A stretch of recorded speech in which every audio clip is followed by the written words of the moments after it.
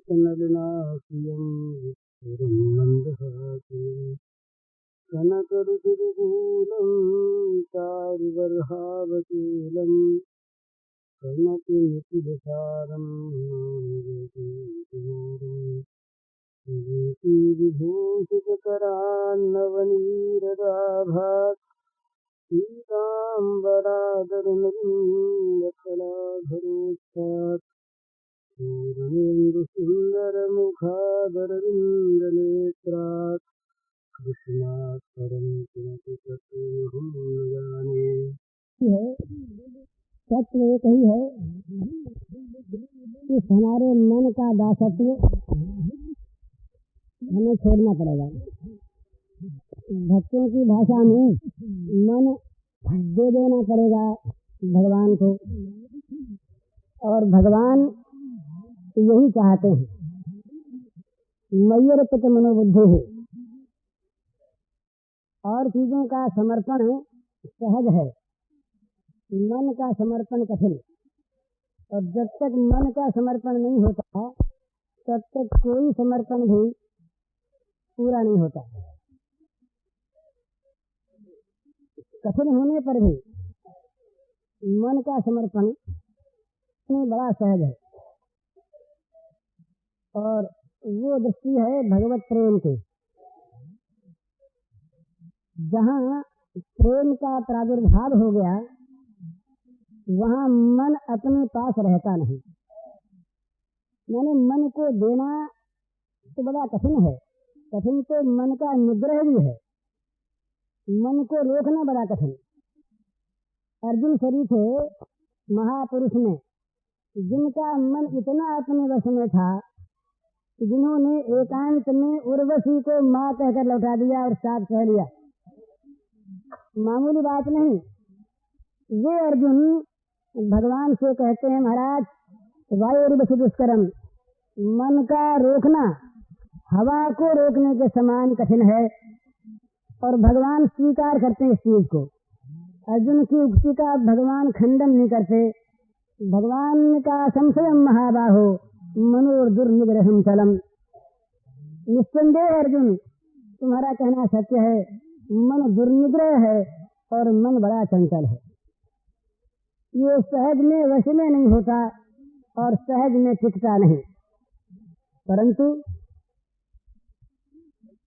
ये सहज में वश में न होने वाला मन और सहज में न टिकने वाला मन यदि किसी के द्वारा छीना जा सके, कोई उसे लूट के ले जाए, तो हमारा कोई वश नहीं। साधना में कई प्रकार की पद्धतियां हैं और वो सभी ठीक हैं। योग मार्ग से भी मन का निरोध होता है, ज्ञान में भी मन का नाश होता है, मनोनाश। भक्ति में भी मन को भगवान के अर्पण करने की चेष्टा होती है, परंतु प्रेम एक ऐसी वस्तु है जहाँ मन अपने प्रेमास्पद का अपने आप बन जाता है। मन को देना पड़ता, मन को देना नहीं पड़ता, मन छिन जाता है। और वैसी अवस्था में संसार को छोड़ना नहीं पड़ता, संसार की वस्तुओं को, स्थितियों को, घटनाओं को, प्राणी पदार्थों को अलग करना नहीं पड़ता। उन सब की अपने आप विस्मृति हो जाती है, अथवा उन सब में अपने प्रेमास्पद का दर्शन अपने आप होने लगता है। ये भगवत प्रेम जिसको प्राप्त होता है इसका मन अपने आप अमन हो गया। ये प्रेम की ही, जिसको भी उन्होंने अनुराग के नाम से कहा, प्रेम की ही ये एक स्थिति है जिसमें बिना चाहे, बिना इच्छा किए जबरदस्ती प्रेमास्पद का स्मरण होता है। इस दिन मैंने कहा था कि सूरदास जी ने गाया है, उद्धव जी जब श्री गोपांगनाओं को देख कर लौटे और वहां जा करके अवस्था का वर्णन किया, तो वो कहने लगे कि मैं राधिका को देख कर आया हूं।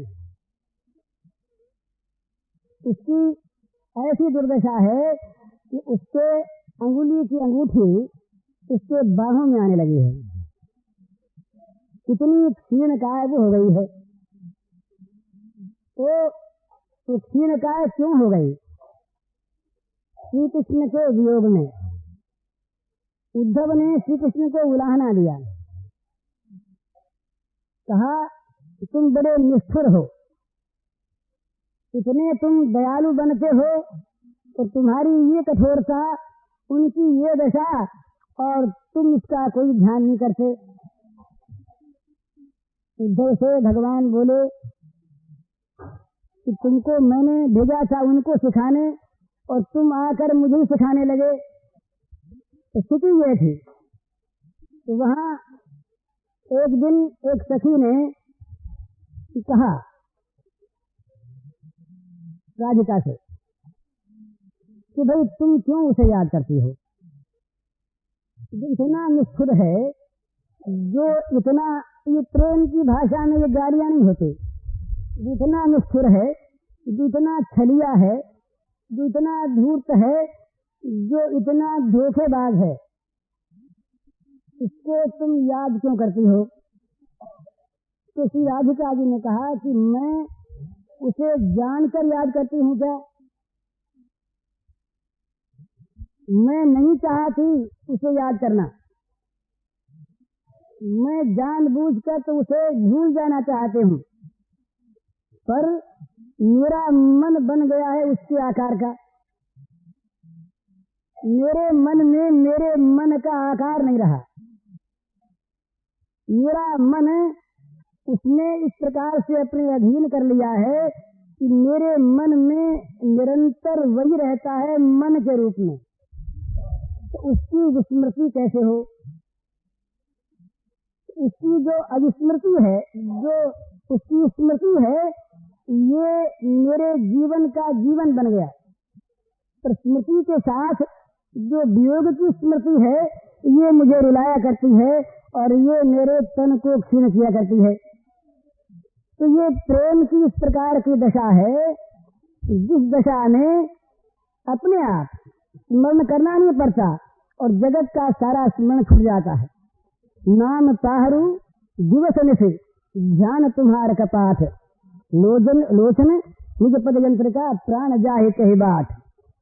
भगवती सीता ने कहा कि मैं प्राणों का परित्याग कर देना चाहती हूँ, पर मेरे प्राण तो कैद हो गए हैं।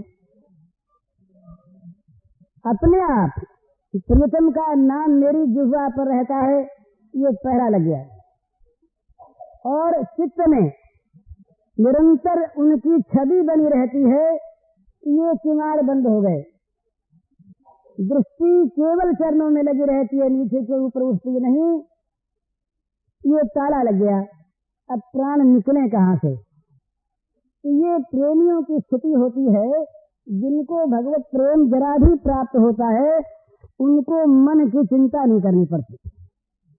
और जहां तक हम ये चिंता करते हैं कि मन को अर्पण करें, मन को अर्पण करें, ये चिंता किसके द्वारा होती है? ये मन ही के द्वारा होती है। तो ये इस प्रकार मन कहता तो है कि अर्पण हो जाए, अर्पण हो जाए, अर्पण हो जाए, पर वो अर्पण होता नहीं। इसमें करना क्या पड़ता है कि अर्पण कभी मन हुआ नहीं करता, अर्पण करने की तैयारी होती है, फिर मन तो छिनता है। ये रहस्य है। तमाम जगह मन को अर्पण करने की, मन को देने की बात कही गई, पर किसी ने मन दिया देखा क्या? मन हम देते हैं क्या? हम उस मन ही से सोचते हैं देना, मन को रखकर सोच लेना। जहां तक मन को रखकर देने की बात सोचते हैं, वहां तक मन तो है ही। तो मन को देने की तैयारी होती है, मन हमारा श्याम सुंदर छीन कर ले जाए, चुरा कर ले जाए, इस प्रकार की तैयारी होती है त्याग की। इस तैयारी का फल ये होता है कि वो भगवान जब देखते हैं कि इसका मन अब मेरे लिए तैयार है, तो मन अपने आप नहीं आता, मन को श्री कृष्ण स्वयं ले जाते हैं, प्रेम में ले जाते हैं। वो स्वयं तो देने की तैयारी है उसकी, तो देने की तैयारी कहाँ है? बड़ी सुंदर बात है ये, जहाँ कुछ भी पाने की लालसा न रह गई हो वहां देने की तैयारी होती है। यदि मोक्ष की भी आकांक्षा शेष है, यदि संसार के बंधन से मुक्त होने की भी इच्छा मन में बनी हुई है, तो ये इच्छा रखने वाला मन बना है। और ऐसी अवस्था में भी मन को भगवान छीनते नहीं। वो तो जहाँ किसी बात के लिए, यहाँ के भोगों की तो बात ही चाहिए, तो भ्रम है। किसी भी प्राणी से, किसी स्थिति से, किसी अवस्था से, किसी वस्तु से जो हम सुख चाहते हैं, उससे कुछ लेना चाहते हैं, ये तो मोह है। जो दूसरों से लेना चाहता है और जो दूसरों के दिए हुए के आधार पर सुखी होना चाहता है, वो तो जगत में कभी सुखी होता ही नहीं, वो तो हमेशा निराश होगा। हम लोग इसीलिए दुखी हैं कि हम लोग अपने अंदर के सुख को न जानकर, न देखकर, बाहर से वस्तुओं से, प्राणियों से, स्थितियों से, परिस्थितियों से सुख प्राप्त करना चाहते हैं, इसीलिए निराश होते हैं और दुखी होते हैं। तो सुख तो दूसरों से मिलता ही नहीं। दूसरों से जब तक मिलने की चाह है तब तक हमेशा निराशा रहेगी, दुख रहेगा। तब तक परमात्मा की और परमात्मा के प्रेम की प्राप्ति तो बहुत दूर की चीज है। जब सुख की प्राप्ति की इच्छा ही नहीं रहेगी, वो सुख चाहे भोग सुख हो और वो सुख चाहे मोक्ष सुख हो। ये प्रेमी लोग जो हैं, ये भोग और मोक्ष में बहुत अंतर नहीं करते, है बड़े अंतर की चीज। तो इन लोगों के लिए दोनों ही चीज इतनी त्याज्य होती है। न मोक्षस्याकांक्षा न तो विभवांक्षा तुचन में, न विज्ञानापेक्षा ससुमुख सुखेच्छा। पुनः पुनः भगवान शंकराचार्य कहते हैं, दोनों को एक मिला दिया, कहाँ कितना भेद। तो कहते हैं न तो मोक्ष की आकांक्षा है और न जगत के वैभव की। कहाँ वैभव और कहाँ मोक्ष, तो इनके लिए दोनों एक से। न विज्ञानापेक्षा ससुमुख सुखेच्छा पुनः पुनः, न विज्ञान की इच्छा है और न चंद्रमुखी के प्राप्त करने की। तो कहाँ मामूली स्त्री और कहाँ विज्ञान। पर इन लोगों की दृष्टि में वो विज्ञान और वो मोक्ष भी उतना ही त्याज्य है जितनी संसार की चीजें, यदि वे भगवत प्रेम में बाधक हों। तुलसीदास जी महाराज ने कहा है, ये सुंदर बात कही। वो कहते हैं, चहो न सुगति सुमति संपत्ति कछु, रिधि सिद्धि विपुल बड़ाई, हेतु रहित अनुराग राम पद बड़ु अनुदिन अधिकाई। चाहते हैं केवल प्रेम, और प्रेम कैसा? हेतु रहित। जिस प्रेम में कोई हेतु है, जिस प्रेम में कोई किसी दूसरी चीज का सम्मिश्रण है, जिसमें कोई कारण है, जिसके द्वारा हम किसी और वस्तु को प्राप्त करना चाहते हैं, वो अहेतुक प्रेम नहीं है। तुलसीदास जी महाराज कहते हैं कि हमें तो चाहिए अहेतुक प्रेम, इसके लिए भगवान से प्रार्थना करते हैं, ये विनती रघुवीर गोसाई और आस विश्वास भरोसो हर जीव की जड़ताई। जीव की जड़ता क्या है? हमारी मूर्खता क्या है कि हम श्री राघवेंद्र के भगवान के प्रेम को छोड़कर दूसरी वस्तुओं से, दूसरों से आशा भरोसा रखते हैं, दूसरों पर विश्वास करते हैं, दूसरों के प्रति राग करते हैं। यही जीव की जड़ता है। तो वो कहते हैं, और आस विश्वास भरोसो हरो दिए की जड़ताई, हे भगवान इस जड़ता का आप हरण कर लो, जो किसी दूसरे की आशा विश्वास भरोसा हमारे मन में न रह जाए। तो कहा भाई फिर तुम क्या चाहते हो? तो कहते हैं मैं चाहता हूँ बिना हेतु का दिन दिन बढ़ने वाला अनुराग। ये प्रेम की एक और सुंदर परिभाषा है। प्रेम में तीन बात नहीं होती। प्रेम कभी मिटता नहीं, प्रेम कभी घटता नहीं और प्रेम कभी रुकता नहीं। जो चीज है आज और कल मिट जाए, ऐसी जो विनाशी वस्तु है वो प्रेम नहीं। जो वस्तु आज है और कल वो किसी रूप में भी कम हो जाए, घट जाए, वो भी प्रेम नहीं। जो वस्तु आज है वो कल भी परसों भी वैसी बनी रहे, न बढ़े, तो वो भी प्रेम नहीं।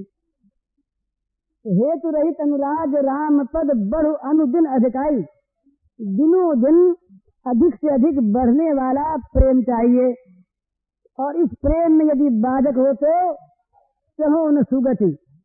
जो सबके चाहने की बड़ी बड़ी चीजें हैं, उनके लिए कहते हैं चहो न सुगति। मुझे सुंदर गति मोक्ष नहीं चाहिए। सुमति, मुझे उस अच्छी बुद्धि से की आवश्यकता नहीं है जो प्रेम को हटाने वाली हो। वो ज्ञान नहीं चाहिए, वो संपत्ति नहीं चाहिए जो संपत्ति भगवान से दूर कर दे। वो रिद्धि सिद्धि नहीं चाहिए और वो बहुत बड़ी बड़ाई नहीं चाहिए जो भगवान के प्रेम को कम करे। तो विपुल बड़ाई, रिद्धि सिद्धि, संपत्ति, सन्मति और सुगति, इनमें से किसी की आवश्यकता नहीं। बल्कि अगर ये हो और इनसे राम के प्रेम में बाधा पड़ती हो तो ये न रहे। संबंधी प्राणी पदार्थ धर्म कर्म भी, तो सब धर्म कर्म जरि जाहू, जहाँ नहीं राम प्रेम पर भाऊ। उस धर्म कर्म में भी आग लग जाए, जो धर्म कर्म श्री राम के प्रेम को परिपुष्ट करने वाला न हो, वो संपत्ति न रहे। जरो सुसंपत्ति सदन सुख सूरज मातु पितु भाई, सन्मुख हो तज राम पद कर तन सहस सहाय। उन सब में आग लग जाए। सुसंपत्ति, सदन सुख सूरज में आग मातु पितु भाई। वो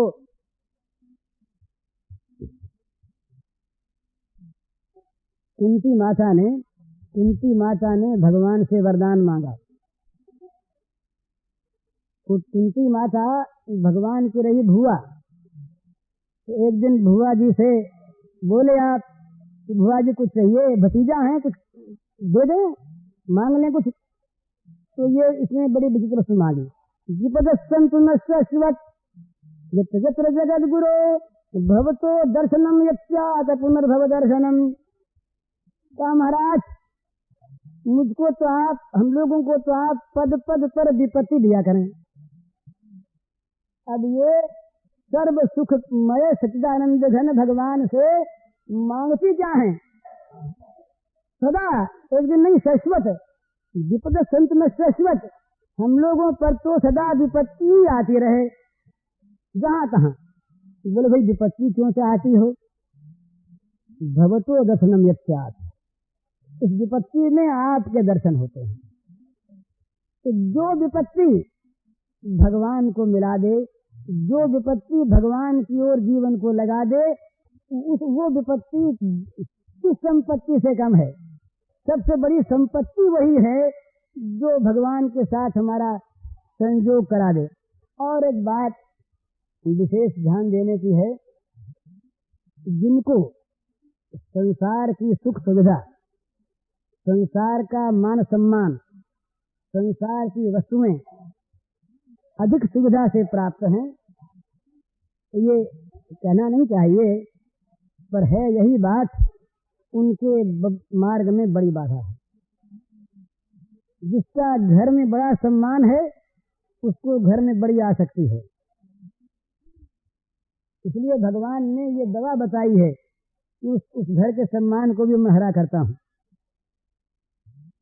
तो ये जितनी भी संसार की सुख सुविधाएं हैं, ये सुख सुविधाएं यदि भगवत प्रेम में बाधक है, ये स्वर्ग के भोग अगर उसमें बाधक हैं, और अगर मोक्ष की इच्छा भी भगवत प्रीति में बाधक है, तो वो कहते हैं हमें इसकी आवश्यकता नहीं, ये नहीं चाहिए।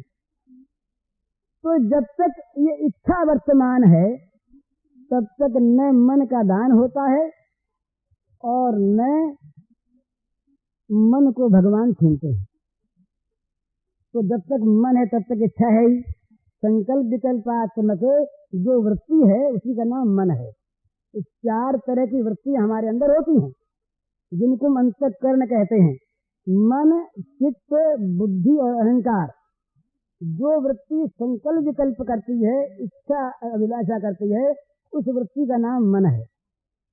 जो वृत्ति चिंतन करती है, किसी विषय का मनन करती है, उसका नाम चित्त है। जो वृत्ति मीमांसा करती है, निश्चय करती है, फैसला देती है, उस वृत्ति का नाम बुद्धि है। और जो वृत्ति मैंने ये किया, मैं ये करता हूँ, इस प्रकार मैंपन को दिखाती है, उस वृत्ति का नाम अहंकार है। तो जब तक इच्छा है, तब तक मन है। और इच्छा करने से मन का अर्पण होता नहीं, वो तो मन की रक्षा करके मन देने की बात कहते हैं। तो इसके लिए किया क्या जाए? इच्छा से काम लेना पड़ेगा। मन की इच्छा बाधक,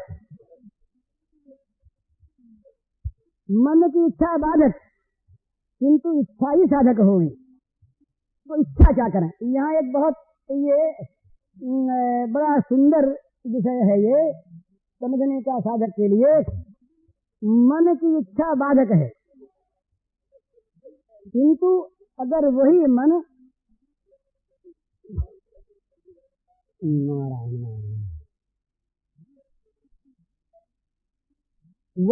यदि भगवान की इच्छा करे, वही मन यदि भगवत प्रेम की इच्छा करे, तो भगवत प्रेम की इच्छा, इससे क्या होता है?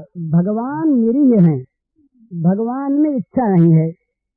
हमारी इच्छा भगवान में प्रतिबिंबित होती है, और वहां जब वो इच्छा की जागृति होती है तो वो इच्छा पूर्ण हो जाती है।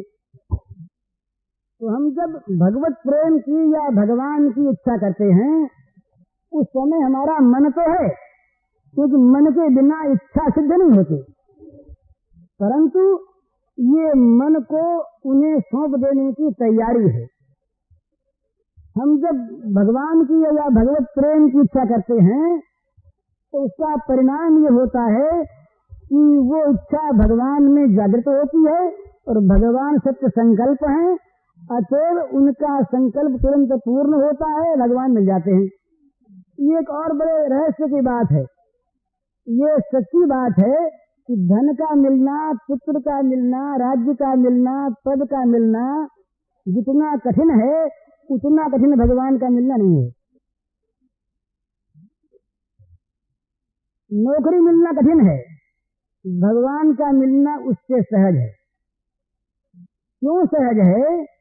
कि जितने भी संसार के पदार्थ प्राप्त होते हैं, वो होते हैं कर्म के फलस्वरूप। उनमें कर्म की अपेक्षा है, प्रारब्ध के अनुसार फल मिलता है। यदि उस फल के अनुरूप पूर्व का प्रारब्ध नहीं है, तुम कितनी इच्छा किया करें। धन की इच्छा कौन नहीं करता, पर धन सबको मिलता है क्या? क्यों नहीं मिलता? धन के मिलने के अनुकूल उनका पूर्व कर्म नहीं है। तो जितने भी सांसारिक फल हैं, अवस्थाएं हैं, वस्तुएं हैं, ये सब के सब कर्म की अपेक्षा रखती हैं, बिना कर्म के नहीं मिलती। और भगवान मिलते इच्छा से। ये बड़ा अंतर है। भगवान की प्राप्ति होती इच्छा से, उसमें कर्म की अपेक्षा नहीं, बल्कि कर्म यदि पहले का विपरीत भी रहा हो, तो वो सारे कर्म भगवत प्राप्ति की इच्छा बलवती होने पर जल जाते हैं। कर्म की कोई अपेक्षा नहीं, इच्छा तीव्र होनी चाहिए, इच्छा अनन्य होनी चाहिए, और इच्छा अनिवार्य आवश्यकता बन जानी चाहिए। अनिवार्य आवश्यकता माने जैसे बड़ी तीव्र पिपासा हो, बहुत जोर की प्यास लगी हो, वो बिना पानी के किसी और चीज से बुझ नहीं सकती। इस प्रकार की इच्छा, ऐसी अनिवार्य आवश्यकता के रूप में हमारे मन की इच्छा जब भगवान के लिए जागृत होती है, बस तो तुरंत भगवान मिल जाते हैं। तो ये बड़ा भेद है, भगवान इच्छा से मिलते हैं, भोग कर्म से मिलते हैं। इसलिए भगवान का मिलना भोग की अपेक्षा सहज है। दूसरी बात, भोग का मिलना कठिन तो है ही, पर भोग का प्राप्त होकर नाश होना निश्चित है। भोग से वियोग होगा ही, चाहे वो भोग नष्ट पहले हो जाए और चाहे जिसको भोग प्राप्त हुआ वो पहले मर जाए, भोग का वियोग अवश्य होगा। और भगवान का संयोग ये वियोग के अभाव वाला है। माने भोग मिलने पर उनसे बिछुड़ना होगा ही, और भगवान की प्राप्ति होने पर भगवान कभी बिछुड़ना जानते नहीं। वो मिल गए तो पूरे मिल गए, क्योंकि भगवान में कहीं अधूरापन है नहीं और जगत के पदार्थों में कहीं पूरापन है नहीं। सिद्धांत है, यहाँ आप किसी पदार्थ को प्राप्त कर लें, आपको उसमें कोई न कोई कमी का अनुभव होगा कि ये चीज और मिले तो ठीक हो। कभी किसी अवस्था में आप ये नहीं कह सकते कि ये अवस्था पूर्ण अवस्था है भोग के दृष्टि से और नहीं चाहिए कुछ भी। तो यहाँ जो मिलेगा आपको वो आपको अधूरा मिलेगा और भगवान पूरे मिलेंगे। तो तीन बात हुई ना, एक तो भगवान का मिलना इच्छा से कर्म से नहीं, दूसरी बात भगवान मिलकर कभी बिछुड़ते नहीं और भोग कभी रहते नहीं, तीसरी बात भोग के मिलने पर अधूरेपन की अनुभूति होगी, पूरा नहीं मिला, और अभाव की अनुभूति का नाम प्रतिकूलता और प्रतिकूलता का नाम दुख। प्रतिकूल वजनियम दुखम। तो जब तक हमारे मन में कमी का बोध है, अभाव का अनुभव है, तब तक प्रतिकूलता है, और जब तक प्रतिकूलता है तब तक दुख है। तो अधूरे में दुख है, पूरे में सुख है। तो भगवान मिलते हैं पूरे, क्योंकि वो कभी अधूरे होते ही नहीं। पूर्ण से पूर्ण मादाय पूर्ण मेवावशिष्यते, पूरे में से पूरा निकाले तो पूरा बच्चा है, वो है ही पूरा, नित्य पूर्ण है। तो भगवान अधूरे नहीं मिलते, पूरे मिलते हैं। तीन बात हुई, तीन बात तो ये भगवत प्राप्ति की। अब इनके साधन में देखिए, भोगों की प्राप्ति की जहाँ कामना है वहाँ पाप होंगे ही, ये सिद्धांत है। किसी आदमी के मन में भोगों की कामना भी रहे और वो कहे कि मैं सर्वथा निष्पाप हूँ, ये संभव नहीं है। भगवान ने सिद्धांत किया, कामेश क्रोधेश रजोगुण समुद्भव महाशनो महापात्मा विद्येनम। ये प्रश्न था अर्जुन का, बहुत सीधी सी बात। अर्जुन ने कहा, महाराज हम जानते हैं ये पाप है और इच्छा नहीं है कि पाप करें। अनिच्छन्न विवार्ष्णेय, इच्छा न होने पर भी, जानते हुए भी ये जो मनुष्य पाप करता है, मालूम होता है कोई पाप में लगाता जबरदस्ती, बलादिव नियोजित, तो ये लगाने वाला है कौन? अर्जुन ने प्रश्न किया भगवान से कि महाराज मनुष्य पाप करना चाहता नहीं और जानता है पाप है, फिर भी वो पाप करता है। मानो कोई जबरदस्ती उसे पाप में लगाता है, वो लगाने वाला महाराज कौन है? पूछा। अच्छा, केन प्रयुक्तोयम पापम चरति पुरुषः अनिच्छन्न विवार्ष्णेय बलादिव नियोजितः। तो भगवान ने ये नहीं कहा कि तुम्हारे भाग्य में पाप लिखा है इसलिए तुम पाप करते हो। भगवान ने कहा कि तुम्हारे अंदर एक बैरी बैठा है, तुम्हारे अंदर बैठा है, और वो बैरी ऐसा है जिसका कभी पेट भरता ही नहीं, जितना खाए उतना खाली पेट। ये कामना का ये स्वरूप है। जैसे अग्नि, जितना उसमें ईंधन डालते जाएंगे हम, उतना ही अग्नि का पेट बड़ा होगा। जितनी बड़ी अग्नि होगी उतना उसमें ईंधन अधिक आवश्यक होगा, ये नियम है।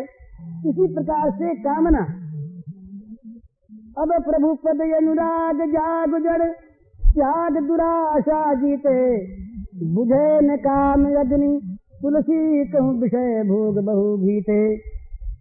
ये कामना की आग विषयों की आहुति से बुझती नहीं, बढ़ती है। और जहाँ कामना है वहाँ ज्ञान घट जाता है, वहाँ विवेक नहीं रहता, और उस अवस्था में आदमी पाप करता है। ये तो कहा ये महापापी महाशन अंदर बैठा है। तो पाप की जड़ है विषय कामना। तो जब तक हमारे मन में विषयों की कामना है तब तक पाप होंगे, और भगवान की प्राप्ति का उपाय करेंगे तो स्वाभाविक ये पाप छोड़ने पड़ेंगे, दूसरी कामनाओं का नाश होगा। तो तीन बात तो प्राप्ति की। चौथी बात ये कि भगवान की प्राप्ति की साधना में पुण्य और विषय प्राप्ति की साधना में पाप, ये चौथी बात। पांचवी बात, विषय प्राप्ति की जब तक कामना है तब तक जलन है। आदमी जलता क्यों है? सब के सब लोग ये अंतर से जल क्यों रहे हैं? छोटे बड़े सब, छोटा एक कुली भी और बड़े से बड़े सम्राट भी, सबके जो हृदय में आग लगी हुई है वो काहे की आग है? तो वो कामना की आग है। जलन कुछ भी प्राप्त हो जाए मिटती नहीं। इसलिए तुलसीदास जी महाराज ने दया करके एक बार कह दिया, भगवान ने विजेता ने कहा कि भाई कामना से भी हमें भजो तो हम तुमको सुकृति और उदार ही मानेंगे, कोई बात नहीं, बुरी बात नहीं। उदारा सर्व भी थे नाम जना सुन हो जुनन। तुलसीदास जी तो कहा कि भाई देखो याद रखो, अरे कामना ही करनी हो तो जग जांचिए कोउन जांचिए जो जिय जांचिए जान की जान ही रे, यही जांचत जांचत ता जर जाए जो जारत जोर जहान ही रे। ये जहान को जबरदस्ती जला कौन रहा है? जलना को नहीं चाहता। यही जांचत जांचत ता जर जाए जो जारत जोर जहान ही रे। बड़ा सुंदर अनुप्रास है इसमें। तो कहते हैं कि जो जांचकता, जो कामना सारे जगत को जबरदस्ती जला रही है, वो जांचकता राम को जांचने से जल जाती है। यही जांचत जांचकता जर जाए जो जारत जोर जहां नहीं रे। जो सारे जहान को जबरदस्ती जला रही है वो जांचकता राम को जांचने से जल जाती है। इसलिए भाई किसी को जांचो ही मत, और कहीं जांचना ही हो तो राम को जांचो जो जांचकता को जला दे। तो जलाने वाला कौन है? हमारे अंदर आग लगाने वाला कौन है? ये विषयों का मनोरथ, विषय कामना। तो जब तक तो भगवत प्राप्ति की कामना में जलन की शांति है और विषय कामना में जलन है। ये पांचवी बात। छठी बात, विषय कामना जहां पर है उसका मरण, मृत्यु का समय अंतकाल दुखमय होगा। ये घर वाले मेरे छूट रहे हैं, ये मेरा काम बाकी रह गया, ये मेरी चीज रह गई, अमुक विषय में प्राप्त नहीं कर सका। उसका ये कहते हैं कि मृत्यु काल में 1000 बिच्छू डंक मारते ऐसी पीड़ा होती है। तो वो पीड़ा शारीरिक होती है, वो तो अलग चीज है, पर मानस पीड़ा इतनी होती है संसार में जिसका ममत्व आ सकती है उसको। हम अगर किसी रेल के डिब्बे में किसी पाटिये पर बैठ जाएं, रिजर्व भी नसीब हो, पर बैठ गए, दूसरा जो खाता है तो दुख होता है कि हमारी सीट है, हम बैठे हुए क्यों खाते हो। और जिस घर को हमने जीवन भर मेरा मेरा कहा, घर की एक एक चीज को संभाला, तिजोरी की चाबी किसी को कभी सौंपी ही नहीं, सब छिपा कर रखा, उस घर से जब हम निकाले जाते हैं जबरदस्ती, और जब ये जान जाता है मन कि अब यहाँ नहीं रह सकते, उस समय देखा होगा आपने मरने वालों का निराश मुख। निराशा है, कुछ कर नहीं पाते, अशक्त हैं, पर रहना चाहते हैं और जाना पड़ेगा। मृत्यु के समय भयानक पीड़ा होती है और किसी न किसी चीज में मन लगा रहता है। तो वो पीड़ा विषय कामना वाले को होगी और भगवान के लिए चेष्टा करने वाले को नहीं होगी। ये छठी बात। और सातवीं बात, जिसके मन में विषय कामना है उसका मन अंतकाल में किसी विषय में रहेगा। भगवान ने अर्जुन से कहा, अर्जुन ने पूछा, अर्जुन को 7 प्रश्न थे ये इसमें भगवद गीता के 8वें अध्याय में। उसमें एक प्रश्न था अंतकाल विषयक। तो भगवान ने सीधा नियम बता दिया, अंतकाले च मामेव स्मरण मुक्त्वा कलेवरम यत् प्रयाति सम्मद्भाव में याति न संशय। भगवान ने कहा कोई संदेह नहीं, जो अंतकाल में मुझे स्मरण करता हुआ शरीर छोड़ के जाता है तो मुझको प्राप्त होता है। तो यहाँ हम लोगों के मन में संदेह हो जाता है और हम लोग युक्ति लगा लेते हैं वो अपनी कमजोरी को ठीक रखने के लिए, मतलब तब मरने के समय कर लेंगे। उन्होंने कहा ना कि मरने के समय अगर हो जाए तो काम बन जाए, जरूरत क्या अभी से, फिर जब मरने का समय आएगा तब कर लेंगे याद। तो भगवान ने सोचा कि ये तो लोग इसका उल्टा लगाएंगे, तो फिर नियम बताया, यम यम वात स्मरण भावम जगत्यंते कलेवरम संतमेव इति कौन्तेय सदा तद भाव भावित। बोले भाई ये नियम है, जिस भाव का स्मरण करता हुआ मनुष्य जाता है उसी उसी को प्राप्त होता है, ये नियम है। पर जीवन भर अगर हमने संसार का चिंतन किया हो और अंत में भगवान याद आ जाए, ये बड़ी कठिन बात है। नहीं, इसलिए क्या करें फिर, अंत में उसी याद आती है जो जीवन भर याद करते हैं, तब क्या करें? तो तब कह कहा तस्मात्, इसलिए तस्मात् सर्वेषु कालेषु मामनुस्मर युध्यत मय्यर्पित मनोबुद्धिर मामेव एष्यसि संशयम्। माम एव एष्यसि, और फिर असंशयम और कहा कि संदेह न रह जाए। भगवान ने कहा कि भाई मेरी प्राप्ति निश्चित हो जाए, इसकी मैं गारंटी देता हूं एक शर्त पर, मेरी प्राप्ति हो ही जाए बिना संदेह। बोल महाराज बताओ, क्या ये करो, सर्वेषु कालेषु माम अनुस्मरस्य युध्य, सर्व काल में निरंतर मुझे याद करते रहो और फिर युद्ध के समय युद्ध भी करो, मन बुद्धि को मुझे सौंपे रहो। तो फिर चाहे जब मौत आवे, जब मौत आवेगी तब तुम मौत को मिलोगे मेरी याद करते हुए। मौत तुम्हें जब देखेगी तो तुम्हारे मन को पाएगी मेरा स्मरण करते हुए, तो मौत फिर तुम पर हमला नहीं कर सकते, फिर वो तुम्हारी अति मृत्यु होगी, अंतिम मृत्यु होगी, और माम एष्यसि मुझको ही प्राप्त करोगे निस्संदेह। तो यदि हम भगवत प्राप्ति की कामना करते हैं तो अंत काल में हमें भगवान याद आवेंगे, और भोग कामना करते हैं तो अंत काल में हमारा भोग मन रहेगा। इसका 8वां परिणाम क्या होगा, जिसका मन भोगों में है उसको भोगियों या नरकों की प्राप्ति होगी, और जिसका मन भगवान में है वो भगवान को प्राप्त करेगा। तो अब इसको मिला के देखिए, उधर की 8 बात और इधर की 8 बात। भगवान के मिलने का निश्चय, क्योंकि इच्छा से मिलते हैं, भगवान पूर्ण रूप से प्राप्त होंगे क्योंकि वो पूरे हैं। भगवान मिलकर कभी बिछड़ेंगे नहीं, क्योंकि जो उनका संयोग वियोग रहित होता है। भगवान की प्राप्ति की चेष्टा करते समय पुण्य होगा, पाप नहीं। भगवान की प्राप्ति के साधन में शांति होगी, जलन नहीं। भगवान की प्राप्ति के लिए साधन करने में पाप नहीं होंगे, पुण्य होंगे। ये पहले आ गया। अंत काल में भगवान की प्राप्ति की इच्छा करने वाले का मन भगवान में रहेगा और दुखी नहीं होगा, और उसका मन दुखी होगा छोड़ के जाने में और किसी भोग में रहेगा।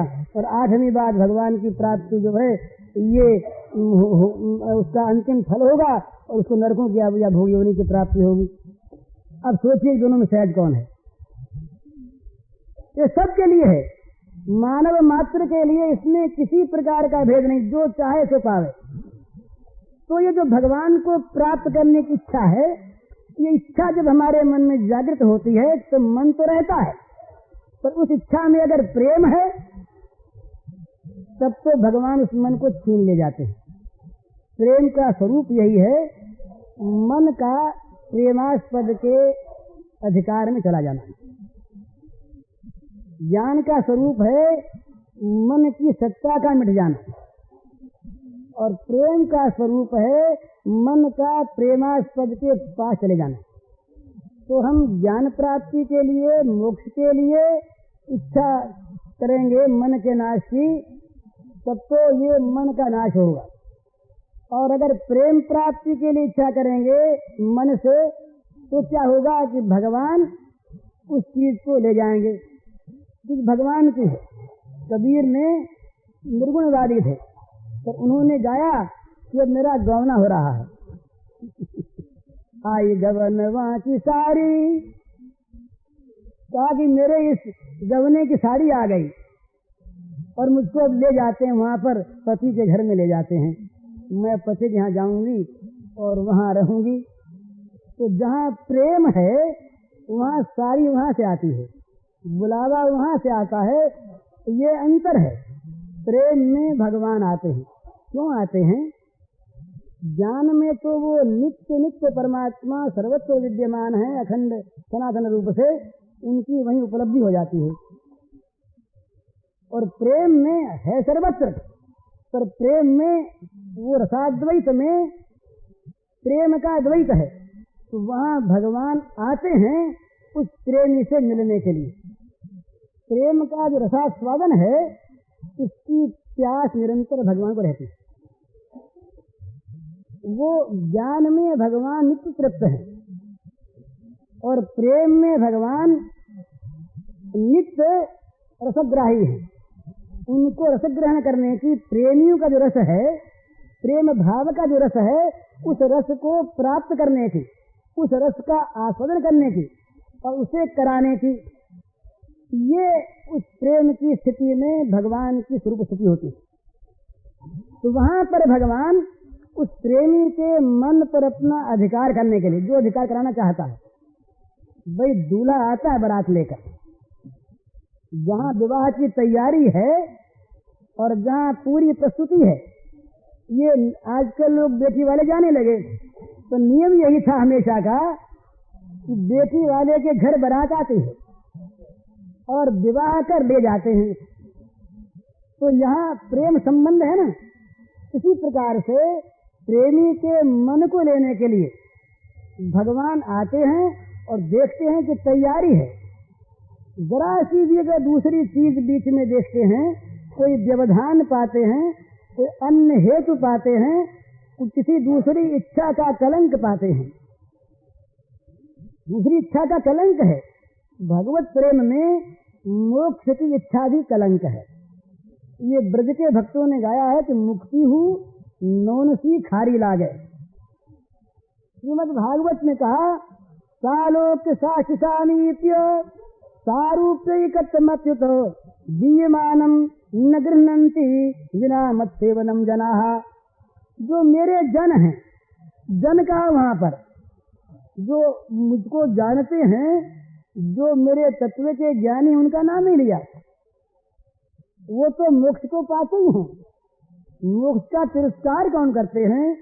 तो कहा जो मेरे जन हैं वो मेरी सेवा को छोड़कर 5 प्रकार की मुक्तियां उन्हें दी जाती हैं। दिए मानव न गृह्णन्ति, वो लेके ग्रहण नहीं करते। वो तो चाहते हैं, वो तो कहते हैं कि हम तो बस सेवा ही में रहेंगे, हम तो इस तुम्हारे प्रेम की उपासना करेंगे, हमें किसी और वस्तु की। अगर मुक्ति तुम्हारे इस प्रेम सेवन में बाधक हो, इस स्थान की मुक्ति। और एक बात है, भगवत प्रेमी जगत से मुक्त है, इसलिए उसके मन में न तो किसी प्रकार के बंधन की कल्पना है, और न जब बंधन की कल्पना नहीं तो मुक्ति की कल्पना कैसे हो?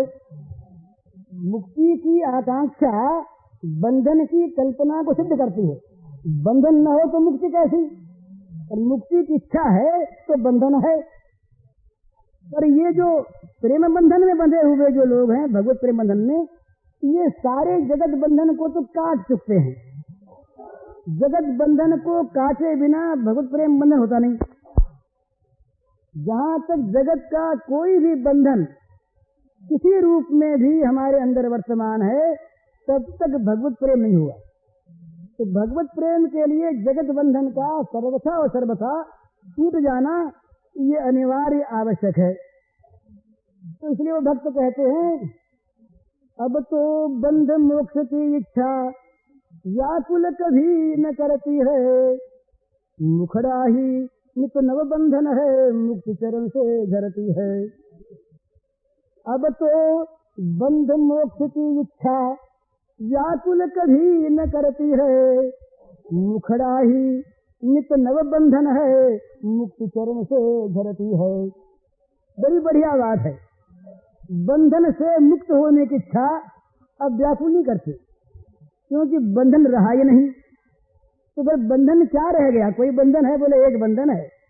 मुखड़ा ही नित नव बंधन है, वो भगवान का जो अनंत सौंदर्य राशि, जो भगवान का मुखमंडल है, भगवान का वो यही तो बस ब्रह्म सुख ही मन त्यागा। सहज विराग रूप मन मोरा, सकित हो तजनी चंद चकोरा। ये उनके सौंदर्य का जादू है। ये जो प्रेमी हैं, भगवत प्रेमी, इनका बंधन है केवल भगवत प्रेम बंधन।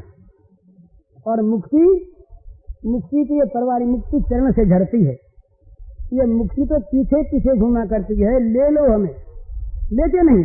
तुलसीदास महाराज ने कहा, देखत परस धरो तो हूँ सुमिरत राम सुधारस। राम का स्मरण करती मैं कुत्ते की भांति। उन्होंने कहा कि काटत रहो स्वान पातर जो कबू न पेट भरो, तो हूँ सुमिरत राम सुधारस देखत परस धरो।